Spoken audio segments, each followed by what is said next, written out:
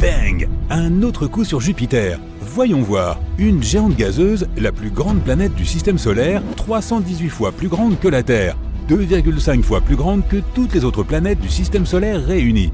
Et un autre élément intéressant, si elle grossissait encore, elle deviendrait en fait plus petite.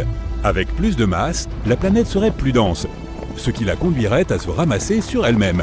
Les scientifiques affirment que Jupiter pourrait avoir une masse 4 fois plus importante tout en gardant la même taille. Il lui faut 10 heures pour faire une rotation complète sur son axe. C'est la planète qui tourne le plus vite dans notre système solaire et elle se fait heurter par de nombreux objets spatiaux en permanence. Ce phénomène a été découvert par des astronomes amateurs qui observaient Jupiter et ont vu un flash inhabituel à la surface de la planète. Les impacts provoquent des flashs comme celui-ci et pour une raison quelconque, Jupiter subit plus d'impacts que les autres planètes. En 1994, les astronomes ont découvert Shoemaker-Levy 9, une comète qui s'est brisée et est entrée en collision avec la géante gazeuse. La comète d'origine avait à peu près la taille de l'astéroïde qui a anéanti les dinosaures, mais elle s'est brisée en plus de 20 fragments qui ont assombri la surface de la planète et ce pendant des mois. 15 ans plus tard, en 2009, les astronomes ont vu une tache noire sur Jupiter de la taille de la Terre.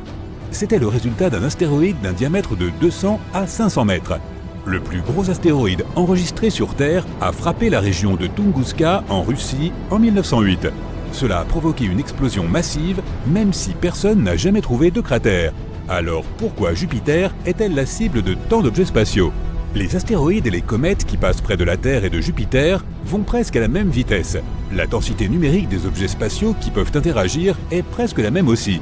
Mais la section transversale de ce qu'ils risquent de heurter est très différente. Jupiter a un diamètre 11 fois supérieur à celui de notre planète, ce qui signifie que sa section transversale est environ 125 fois supérieure.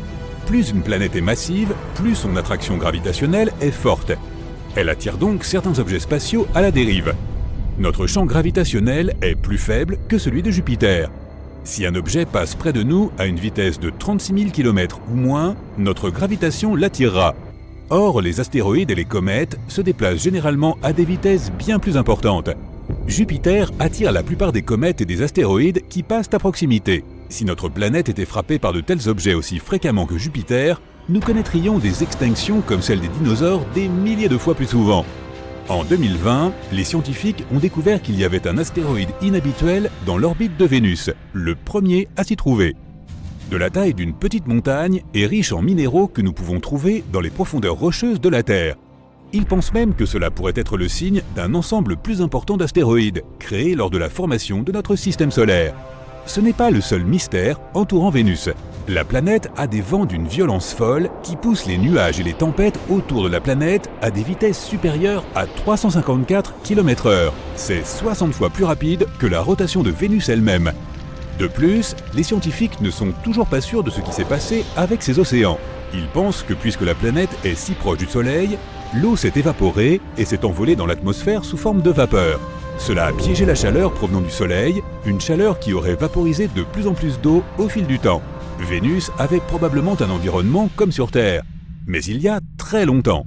Selon cette théorie, de nombreuses comètes et astéroïdes se sont écrasés sur Vénus. Des milliards de morceaux de la planète volaient tout autour. Certains ont même pu s'écraser sur la Lune de la Terre.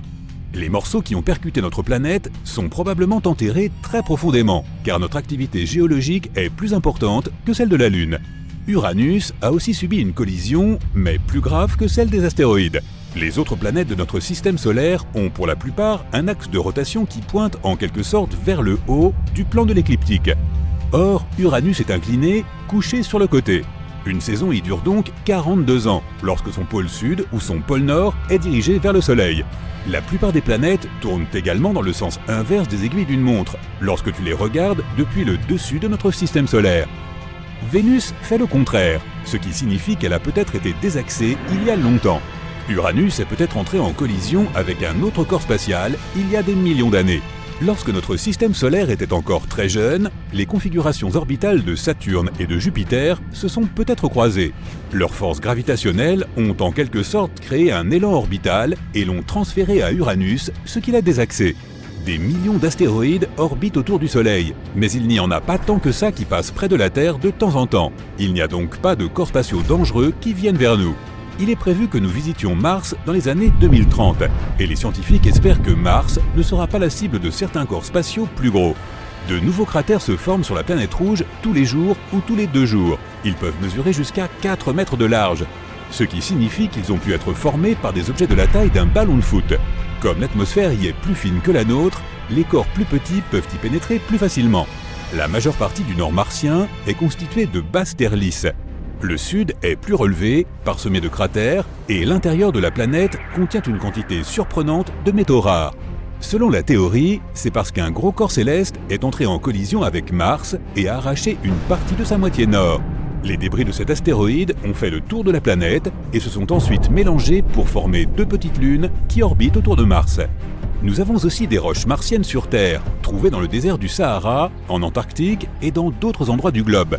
Certaines de ces roches contiennent du gaz qui est chimiquement le même que l'atmosphère de Mars. Les roches sont probablement issues d'une grosse explosion qui s'est produite lorsqu'un astéroïde ou un météore plus gros a été éjecté de Mars et a atterri sur notre planète. Mercure a aussi une atmosphère fine, si bien qu'elle subit beaucoup de petits impacts. Imagine que tu te réveilles, que tu ailles à ta fenêtre et que tu vois une pluie de micro-météores tous les matins. C'est ce qui se produit sur Mercure. Cet étrange phénomène météorologique façonne son atmosphère appelée exosphère. Mercure est si dense que son noyau de fer lourd représente les 2/3 de sa masse totale. Les scientifiques pensent qu'elle aurait pu être plus grande dans le passé, mais de nombreuses collisions ont fait disparaître sa surface. Elle a été constamment bombardée par des roches venues de l'espace qui ont laissé des traces sous forme de cratères. Les plaines à sa surface semblent avoir été creusées à cause de la lave volcanique qui s'est déversée et qui a ensuite lentement séché. De nombreux cratères sont remplis d'un tel matériau, ce qui signifie que quelque chose d'autre a secoué le monde de Mercure, les volcans. Un groupe inhabituel d'astéroïdes a été découvert près de Neptune. Leur taille varie, allant de grandes zones de la taille de métropole à de minuscules cailloux. On pense qu'ils viennent d'un groupe d'astéroïdes appelé la ceinture de Kuiper. Elle forme un anneau bien au-delà de Neptune. Mais ces nouveaux astéroïdes ont des couleurs différentes de ceux de la ceinture de Kuiper. Ils sont si loin du Soleil que leur surface était censée rester presque intacte. Mais ils ont une couleur similaire à des astéroïdes cuits par le Soleil autour de Jupiter. Comme le reste des planètes, Neptune reçoit la chaleur du Soleil. Mais il y a quelque chose de mystérieux à l'intérieur de la planète qui fait qu'elle génère plus de chaleur qu'elle n'en reçoit. Cela affecte son climat et Neptune a la météo la plus étrange de tout le système solaire. Des tempêtes massives, des vents d'une vitesse folle, des nuages de type cirrus qui changent constamment et rapidement. Il y a des taches sombres qui vont et viennent dans son atmosphère. Nous recevons 1000 fois plus de lumière solaire que Neptune. Les géantes gazeuses comme Saturne et Jupiter peuvent protéger notre planète des astéroïdes. Sans elles, les gros impacts qui ont créé suffisamment de débris pour former les lunes et d'autres planètes se produiraient plus souvent. Un énorme astéroïde se dirige actuellement vers Saturne et pourrait croiser au large de la Terre en 2031. Il est plus de 10 fois plus gros que l'astéroïde qui a anéanti les dinosaures. Titan, l'une des lunes en orbite autour de Saturne, 80% plus massive que notre propre Lune, est en fait la seule lune de notre système solaire qui ait une atmosphère. Elle est 1,5 fois plus épaisse que la nôtre et se compose principalement d'azote comme notre atmosphère. Personne ne sait d'où vient tout cet azote. Cependant, contrairement à Saturne et à la plupart des autres endroits de notre système solaire, sa Lune a un réel potentiel pour accueillir la vie. La gravité de Jupiter a détruit une énorme comète. Ce n'était pas suffisant pour le monstre de l'espace. C'est une vraie catastrophe qui s'est produite. Les éclats n'ont pas volé dans des directions différentes, ils se sont alignés et se sont précipités vers Jupiter comme les wagons d'un train. 21 fragments jusqu'à 1,6 km de diamètre ont traversé l'atmosphère de Jupiter. Des boules de feu à une vitesse de 60 km/s ont bombardé la couche externe de la planète. Ils ont chauffé l'espace qui les entourait à 27 800 degrés Celsius. C'est plus élevé que la température de la haute atmosphère du Soleil et 312 fois plus chaud que ce dont on a besoin pour faire bouillir un œuf. Eh bien, je n'ai plus faim. L'impact a été comme celui d'une pierre qui tombe dans une mare. Les fragments de météorites ont formé des panaches géants à la surface de Jupiter. Les substances de sa basse atmosphère se sont précipitées vers le haut. Le processus a généré une énorme quantité d'énergie. Des jets de feu surchauffés ont été projetés dans la stratosphère. Les monstres ont laissé derrière eux des panaches incandescents de 3000 km de large. C'est plus grand que la distance entre New York et le Texas. Des traces sombres sont apparues à l'endroit où les coups avaient été portés. Elles étaient de la taille de la Terre. Le nom de la comète qui a violé les frontières de Jupiter est Shoemaker-Levy 9. La collision des corps célestes s'est produite en juillet 1994. Ça a été une sensation scientifique. Pour la première fois dans l'histoire de l'humanité, une catastrophe de cette ampleur avait été observée. Cette attaque a soulevé une question importante pour les astronomes. Pourquoi Jupiter a-t-il autant de malchance ? Les monstres de l'espace l'attaquent des milliers de fois plus souvent que la Terre ou toute autre planète du système solaire. Bon, voyons voir. Tu décides de prendre un vaisseau spatial et de voyager vers la mystérieuse Jupiter. Une sonde spatiale aurait besoin de 2 ans pour y arriver. Tu y seras en... Super, le voyage n'a pris qu'une seconde. Jupiter est en fait très grand. Cette planète pourrait contenir 1300 autres de la taille de la Terre. Elle est belle grâce aux nuages de gaz. Cette planète n'a pas de surface solide, mais il y a une tache étrange à sa surface. Elle ressemble à un énorme œil qui peut contenir 3,5 terres. Cette tempête effraie tout le monde. Elle est 10 fois plus haute que l'Everest et le vent souffle à une vitesse de 483 km/h. Elle dure depuis 350 ans. Tu ne pourrais pas te cacher d'une tempête pareille dans une voiture, alors c'est bien que tu sois dans un vaisseau spatial. Si toutes les planètes du système solaire fusionnaient pour former une super planète, le nouvel objet serait encore 2,5 fois plus petit que Jupiter. Sa grande taille affecte aussi la gravité. Les vaisseaux spatiaux utilisent Jupiter comme tremplin pour sauter. La gravité de cette géante augmente leur vitesse de vol et les aide à atteindre leur cible plus rapidement. La gravité a fait de la planète un aimant pour les comètes, les astéroïdes et les dangereux débris spatiaux. Jupiter est un véritable super-héros de l'espace. Son bouclier gravitationnel encaisse les coups ou dévie les monstres de l'espace qui volent vers le cœur du système solaire. Les dinosaures ne seraient pas d'accord, mais nous y reviendrons un peu plus tard. Et si demain Jupiter était avalé par un aspirateur géant ? Je ne peux dire qu'une chose. Nous aurions d'énormes problèmes. Sans ce bouclier géant, des milliers de comètes et d'astéroïdes attaqueraient notre planète beaucoup plus souvent. La plupart d'entre eux brûlent dans l'atmosphère ou ne sont pas assez gros pour nous affecter. Mais il y a aussi des comètes et des astéroïdes plus gros. Après leur impact avec la Terre, tu pourras dire adieu à toute vie sur la planète.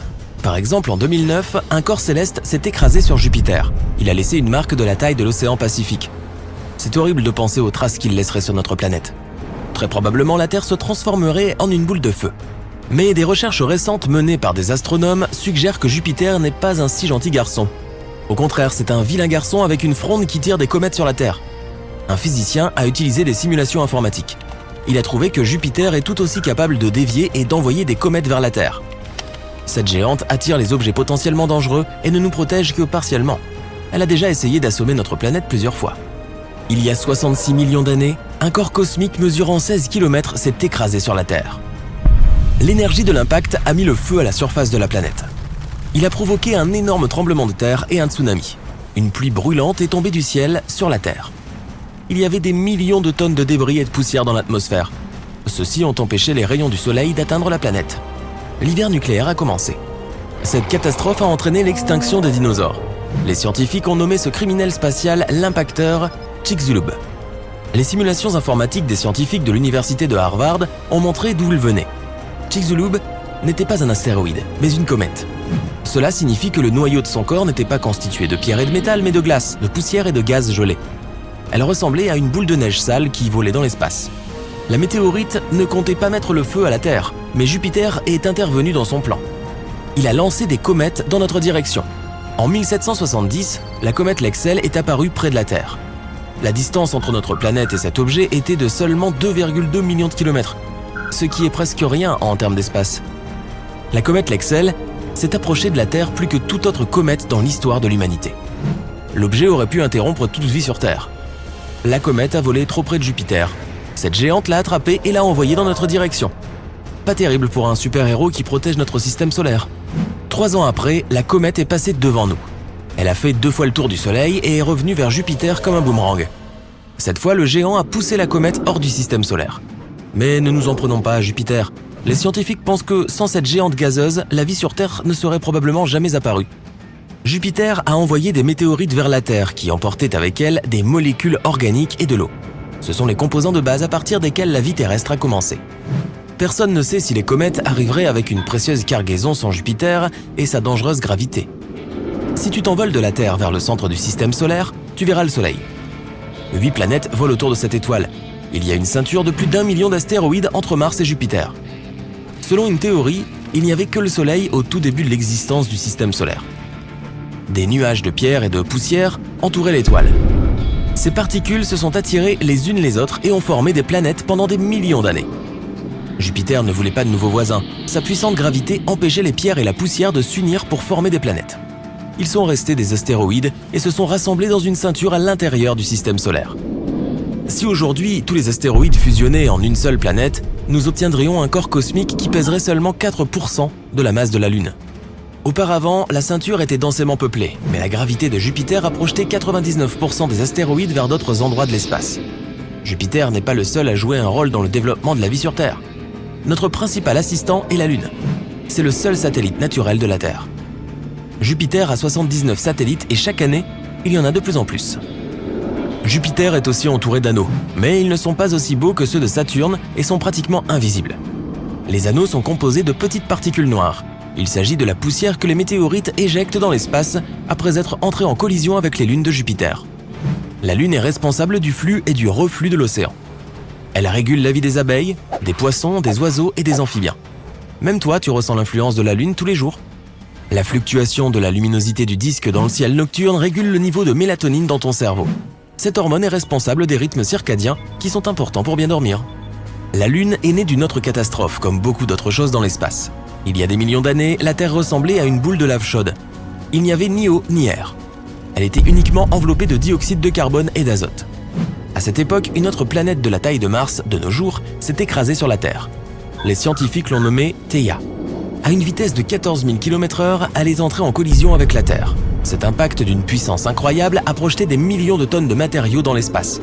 Les débris se sont rassemblés en une boule, qui est devenue la Lune. Les scientifiques ont presque résolu le mystère de la Lune, mais ils ne savent pas s'il y a un noyau solide au milieu de Jupiter ou si c'est une soupe dense et chaude qui flotte dans l'espace. Jupiter a le plus grand océan du système solaire. Il est fait d'hydrogène liquide, pas d'eau. Si Jupiter était 80 fois plus gros, il se transformerait en une étoile brillante. Jupiter est un endroit unique qui ne sera jamais habité par des humains. La pression à l'intérieur de la planète est 2 millions de fois supérieure à celle de la surface de la Terre. La pression et les températures extrêmes détruiraient tout vaisseau spatial qui serait allé trop loin. Je suppose que ça veut dire que Jupiter te ferait craquer. Hé, réveille-toi! Vite, écoute ça! C'est un signal FM de 5 secondes provenant des lunes de Jupiter. Tu cherches à tâtons ton téléphone et tu informes tes collègues. Ils s'affolent de la nouvelle et se précipitent au laboratoire. Tu es un scientifique qui travaille avec la sonde Juno, chargé d'explorer Jupiter depuis des années. Mais c'est la première fois que tu es témoin de quelque chose d'aussi inhabituel. Ganymède est la plus grande lune de Jupiter et aussi la plus grande de notre système solaire. Si ce corps spatial n'était pas en orbite autour de Jupiter, il serait classé comme une planète. Elle est même plus grande que Mercure et Pluton. Ce qui distingue cette lune des autres est le fait qu'elle possède son propre champ magnétique. Elle est née il y a environ 4,5 milliards d'années, ce qui signifie qu'elle est aussi vieille que Jupiter elle-même. Ce corps spatial de la taille d'une planète met 7 jours terrestres pour tourner autour de sa propre planète. Tout le monde se rassemble au laboratoire, attendant impatiemment que tu passes l'enregistrement du signal venant de l'espace. Tes collègues se mettent au travail, essayant de trouver la source de ce son mystérieux. Environ 40% de la surface de Ganymède est sombre, avec des cratères éparpillés un peu partout, et 60% est de couleur claire. On y trouve des formations qui ont probablement été causées par une activité tectonique ou par la libération d'eau sous la surface. Les scientifiques ont réussi à découvrir une fine couche d'oxygène piégée dans l'atmosphère de cette lune. Les températures y sont extrêmement basses, entre moins 110 degrés et moins 130 degrés. On n'a pas beaucoup d'informations sur le comportement de la Lune ou sur les éléments chimiques qu'elle recèle. Certains de tes collègues essaient de recréer les mêmes conditions que celles qui existaient lorsque le son a été transmis. Pendant des heures, ils restent assis à attendre, mais rien. C'était peut-être un coup de chance. Tu arrives au poste de contrôle et tu actives la sonde spatiale Juno. Les objectifs principaux de cette mission sont d'observer la gravité de Jupiter, les champs magnétiques, l'atmosphère et l'évolution de la planète. D'ailleurs, nous avons aussi des preuves que la plus grande lune de Jupiter évolue. Comme elle est entourée d'un champ magnétique, des aurores boréales y apparaissent en permanence. Ce sont des gaz incandescents qui encerclent les pôles nord et sud de la Lune. Si la vie existait dans un tel endroit, elle se développerait probablement au fond de l'océan très salé de Ganymède. Pendant longtemps, les scientifiques ont pensé que le Soleil était un élément crucial pour créer la vie. Mais aujourd'hui, nous savons que certains organismes vivent au fond des océans. Ceux-ci se débrouillent très bien sans lumière du soleil. Les océans de notre planète regorgent de créatures parmi les plus bizarres, de toutes formes et de toutes tailles. Les lices de mer vivent à quelques 3000 mètres sous l'eau. Ils ont reçu ce nom parce qu'ils ressemblent à des fleurs. Sauf que ce ne sont pas des plantes, mais des animaux. Ne te laisse pas tromper par leurs tiges et leurs feuilles. Ce sont des parties de leur corps équipées de terminaisons nerveuses afin de détecter la nourriture autour d'eux. Les requins lutins font probablement partie des requins les plus étranges vivant au fond de l'océan. Ils peuvent atteindre 3,50 m de long et ont un museau très inhabituel. Maintenant, regarde la baudroie. Elle a une boule bioluminescente sur la tête pour attirer ses proies et se diriger dans les sombres fonds marins. C'est une lampe de poche naturelle qui n'a jamais besoin de nouvelles piles. Mais seules les femelles en sont dotées. Le blobfish est un autre animal bizarre vivant au fond de l'océan. Il peuple les océans Atlantique, Pacifique et Indien à 2700 mètres de profondeur. Quoi qu'il en soit, même si tu as demandé à tout le monde de garder la nouvelle confidentielle, elle transpire dans les médias d'une façon ou d'une autre et devient un nouveau sujet brûlant. Tu reçois un appel d'une agence de presse. Ils veulent t'interviewer sur cette découverte qui pourrait prouver que la vie existe dans l'espace. Le lendemain, tu te rends à la chaîne d'information pour parler de ta découverte. Tu as tout un public en direct dans le studio qui observe chacun de tes mouvements, même lorsque tu tends la main pour attraper ton verre d'eau. L'équipe se précipite pour faire quelques vérifications de dernière minute avant que tu ne sois en direct à l'antenne. La maquilleuse fait quelques dernières retouches, l'ingénieur du son te demande de tester ton micro une fois de plus. Plusieurs des producteurs sont assis sur les sièges de devant. Des lumières vives inondent le studio. Le compte à rebours est lancé. 3, 2, 1 et... On te présente et l'animateur te demande d'expliquer ce que tu as entendu. Tu leur parles de la sonde spatiale Juno qui orbite autour de Jupiter. Après quelques questions, l'animateur aborde enfin la plus redoutée de toutes. Le son mystérieux pourrait-il provenir d'une autre civilisation? Tout le monde retient son souffle, attendant que tu répondes. Tu te figes, ne sachant pas quoi dire. Même si la pression au fond de l'océan est 1000 fois plus forte qu'à sa surface, la vie parvient à s'y développer.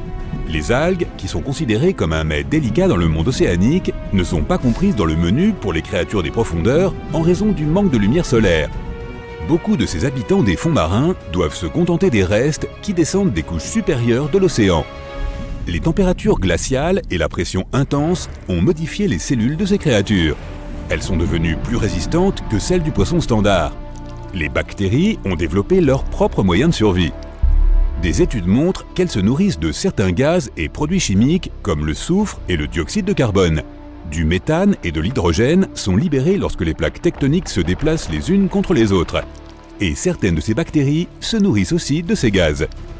Les tardigrades, également connus sous le nom d'oursons d'eau, sont des créatures microscopiques qui peuvent vivre et prospérer dans des conditions extrêmes.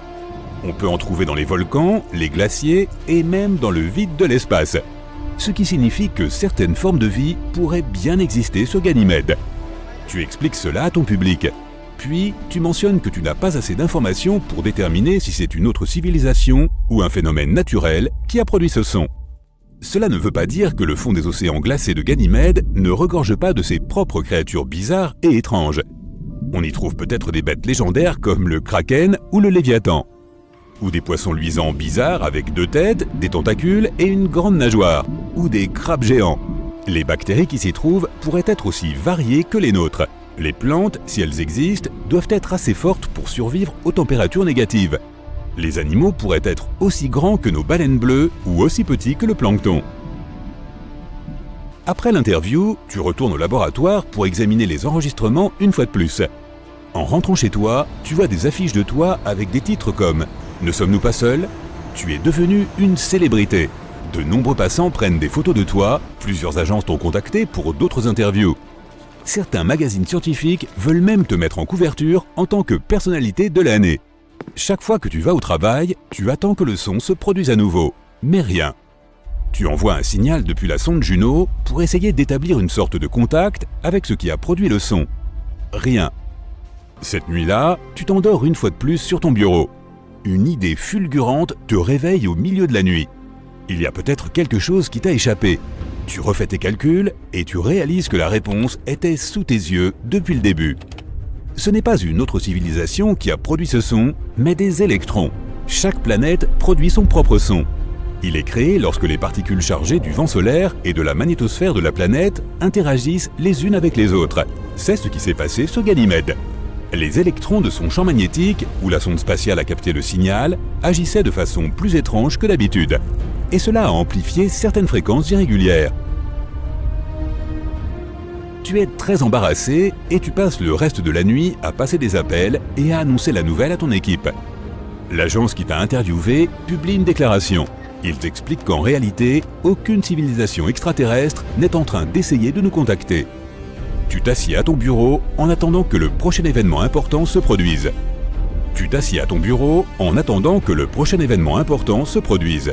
Europa est une autre des lunes de Jupiter qui pourrait abriter la vie. Elle est composée d'un noyau de fer, d'un manteau et d'un océan salé qui fait 2 fois le volume de tous les océans de la Terre. Et tout comme Ganymède, l'océan se trouve sous une couche d'eau glacée. Les scientifiques affirment qu'il pourrait même y avoir des volcans actifs et que des bactéries résistantes pourraient y vivre. Avec suffisamment d'eau, certains composés chimiques et une source d'énergie, Europa pourrait abriter la vie. Mais il est peu probable que nous y trouvions autre chose que de minuscules microbes.